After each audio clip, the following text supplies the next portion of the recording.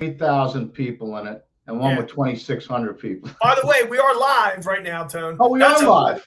That's unbelievable. I'm looking forward to talking to him on the Spaces at 6:15, or at least hearing him talk if I don't talk. Like yesterday, you had me muted the whole time. I'm sitting there twiddling my thumbs. Nothing. I'm hitting the button to raise my hand. I'm getting nothing. It's growing pains, Joe. Yeah, it's fine. It's fine. I understand. So anyway, live, better odds pod. What is it? 8:29. It's Friday night. Got a big Clemson game, Auburn game tonight. Yeah. The orange messes me up. I'm looking forward to that game. That's a good game, man. Yeah, I'm looking forward. I'm going with my brothers. We're going to hang out, watch the game. Looking forward to it. Our niece goes to Auburn, so we have some minor rooting interest. To watch. Be fun, and we'll get to see we'll see if you like anything on that side, because then I'll have even more interest, of course. Yeah, I'm looking. I haven't made a decision yet, but I got a pretty good idea where we're going. And for those in here that are going to be over in the Spaces, is going to be dope. Oh yeah, yeah. I was shocked last night. I really was. I had no expectations. I figured, well, I invited 4 people because I knew guys were playing in the poker and all that shit. I invited 4 people, and I think there were over 400 listeners at one point. That's a lot. I think it's a lot. For the first dry run? I thought I'd be talking to me, you, and maybe 2 other guys. You wouldn't have been talking to me. You would have been talking to me. I wouldn't be able to talk back. That was the only hiccup there. All right, you can mute me tonight. No. This is your thing, man. I'm hanging on. I'm just chilling out. Yeah, and the only other thing we got to figure out when we go into the space, when we get it live, I'll make you a co-host and bring up another co-host, and that'll give us a few more speaker spots. I think it goes from 10 to 12 with an additional co-host. So it'll give a few more spots for guys to come up. Yeah, cool. Real briefly, I want to talk about injuries. NFL priority. Years ago, and they still have it, the Madden NFL, guys wouldn't admit it, I will. That's what I used to use to get player ratings. I haven't used it in a while, but believe me, a lot of big guys use it, and they want you to think they come up with the stuff magically all on their own. All of them were using it. It was that good. And it still may be that good. I haven't looked at it in a while. Yeah, absolutely. So with that being said, let's talk about the most important positions from top down on an NFL team as far as injuries go. Obviously, number 1 is quarterback. That's easy to figure out. Number 2, 3, 4, and 5 might be a little different than what you think. The second, and this is my opinion, people might have a different opinion, that's fine. The offensive line is the second most important, as a generalization, is the second most important position on the team as far as injuries goes, with the center being number 2 behind the quarterback. The center runs the entire offensive line. It identifies blitzes. They identify blitzes. They identify where they want to double team. They handle the snap count and a lot of other shit. And you can't replace a starting center. It's very difficult. Very difficult. The third, in my opinion, is people might say, oh, wide receiver. Look, all these guys can catch footballs. Are they all great wide receivers? No, but they're manageable. And if you have a good quarterback, you'll be fine. Now, it's hard to replace a star running back. I would put that maybe number 3, along with the secondary. Secondary is right there. If you don't have a good secondary, you get chewed up on the scoreboard. It's that simple.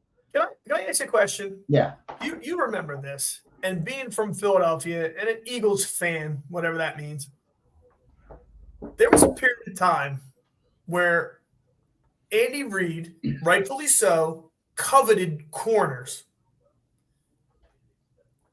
and had great corners. And they had garbage wide receivers. And James Thrash comes to mind immediately. But if you have the philosophy that you need corners, and they had good ones, Ludo Shepherd. Lost my train of thought. But anyway, point is, they had good corners. So it means you obviously are worried about the other wide receiver, and then you trot out garbage on the other side. I never understood. It was very perplexing as a fan watching this, years and years ago. It didn't make any sense, to your point about the secondary being incredibly important. Really important. You can get exploited really quickly. They're along with the linebacker, if you have usually a middle linebacker, will handle the gap coverage. That makes sense. The secondary is like your defensive quarterback. They get the signals from the sideline. We know that on the coverage, but they'll make sure that everybody's in position, because even if you get the call from the sideline, if your D-back partners and the safeties are in the wrong position, it doesn't matter what the defensive coordinator calls. It's not going to work. So those are my top four. I guess I'm four with running backs. As far as pricing this stuff, it's not just, well, my starting center is a 90 and his backup's an 85, so I'm going to figure another 5 point in. No. You have to know the opponent, who you're playing, and what's their injury situation. So let's say they're a running team, but their star running back is out, and your nose tackle is injured. I didn't get into the defense. That's right up there with importance, because good nose tackles require a double team to avoid clogging up the middle of the line. So your star running back is out on team A, and now you're a second stringer on team A running back, and your number one nose tackle is out. Well, maybe you could get away with that, being that the star running back is out. So it needs to be priced accordingly. You need to know the kind of offense you have, or team A has, against the type of defense and injury situations that team B has. That's as far as I'm going to go into it tonight. But if you keep that stuff in mind, you can properly price injuries, because it's not just enough to say, well, yeah, the center's out, not a big deal. This cornerback is out. I don't know what it's worth. Take a look. I'm serious. Take a look at Madden. Take a look at the numbers and use that as a guide to make your own player ratings. I would look at it like this and think it's sort of simply put. Obviously, not all injuries to a starter are the same, clearly. And at some point in the NFL, no team's healthy. You got injuries. So, this injury on this side of the ball for Team A is negated in some way, on an offensive player on Team A and a defensive player on Team B. Things are different. You're going to have to start doing things a little bit differently. So, that's part of the art, I guess, is really trying to figure out what those numbers are. You already made your number, and I got injuries to account for. The shit that happens during the game is that no one's control. Is what it is. But it's an interesting point, and it's good to be talked about. That's something I'm sure we'll revisit for the next, handful of months for sure. If you can get your injury pricing down, you can handicap just injuries. If you can find that there's always a little something that you can find out. If you read enough, you'll find out something that the market hasn't priced in. You can earn just off that. Forget about handicapping anything else. Look, after game one, even if they're playing, everybody's banged up. Just every player on the line is definitely banged up. Now they play. I'm not talking about broken bones, tears, muscle tears, but everybody's bruised up. They're not feeling great. They get treatment all week by the best physical therapists in the country, chiropractors, the whole deal. They have the best, and that's just to get them wheeled out again on a Sunday. So, you may if you can find out an important player that's maybe nicked up a little bit. And it's out there. You just got to glean it out of articles and coaches' game previews and that type of coaches, what the hell they call it, their pregame spiel before, when they do the interviews and that. If you can grab something from there, you can work with that. You can earn off that for sure. For sure. It's a big earn. Injury information is a big earn. There's guys that use just that and make a lot of money. Right before I was already in this, stream, and you weren't here, and I thought you were maybe a game time decision. It wasn't going to be made. I was like sitting there, going like, what am I going to do? I always suit up, Joe. I contributed very little. Let's be frank. I always suit up. I try. I'm not always on my top of my game, but I always suit up. So for those watching, when we do the spaces, we'll do it for those that didn't come in last night. A lot of good guys came in. Library stopped by. I like Library. I don't give a shit what anybody says. Saul came in, works at a sports book in the land down under. He's really knowledgeable. He knows exactly what's going on in the market. And some other guys. I forget the names, but if I don't mention you, you're appreciated anyway. But it was a good time. So if you want, check it out. We're gonna have we'll have fun, and you'll definitely make some money. Everybody earned a little bit last night, except me, because I like to bang my head against the wall a little bit. Speaking of which, but here, to your credit, we spoke earlier, and you said, I ended up splitting, but everybody else was 2-0. To your credit. Yeah, the members made money. The subs made money. That's all that matters. I can fight through this. It's not a big deal. It's game, week 1. But yeah, the clients went 2-0, so that's all that matters to me. That's most important. Sure. I just pulled up my phone. I was looking. I went brain dead for a minute, trying to think of Sheldon Brown's name. Look at these Eagles corners, just because it's in my head. Now, not all these guys are, quote, true Eagles, but Asante Samuel, Lito Shepherd, Troy Vincent, Bobby Taylor. Bobby Taylor was one of the best football players I ever saw. Roydell Young, Eric Allen, same class. Yep. Sheldon Brown, Herm Edwards, Mark McMillan, Darius Slay, Tom Brookshire, Irv Cross. Yeah, the one's better than the other. Those guys are all legit. That's some good players, man. Yeah, in the secondary, there's no also-rans in that whole group. Those guys are the real deal.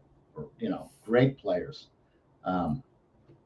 Troy Vincent, Herm Edwards, who did he coach? The Bucks, ex-Bucks coach, and others. Great player. A lot of them. You play to win the game. Yes. So can I tell you a funny story? I'm in a bar probably 15 years ago, and I'm watching the game, and this guy standing next to me, I realized who it is, and we had met before, Joe Pisarcik, right? And we're by this playoff game. I think it was actually the Tuck Rule game, if I'm not mistaken. Anyway, game prior, I said to him, and I swear to you, it was totally genuine. He's like, this game's over. I'm like, drops the ball. Now, it was Larry Zonka's fault. We all know this. It was Larry Zonka's fault, but we're talking about Herm Edwards. And I'm telling you, I said this to him, and I realized, I'm like, yeah, I just said it to the Miracle at the Meadowlands. Make a note of that. I have a Jim Kick, Mercury Morris, Bahamas story. Okay. You've heard of this. Maybe tonight on Spaces, maybe tomorrow on Spaces. We'll see, but it'll come out. That story I could tell. That was funny. Fucking wild. You guys are gonna like this. You better get on Spaces tonight. It'll be fun. Yeah.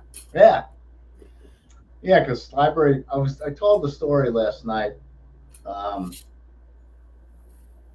when we were booking in New York, and when my friend who was in charge of the thing got behind on some shy money and what happened.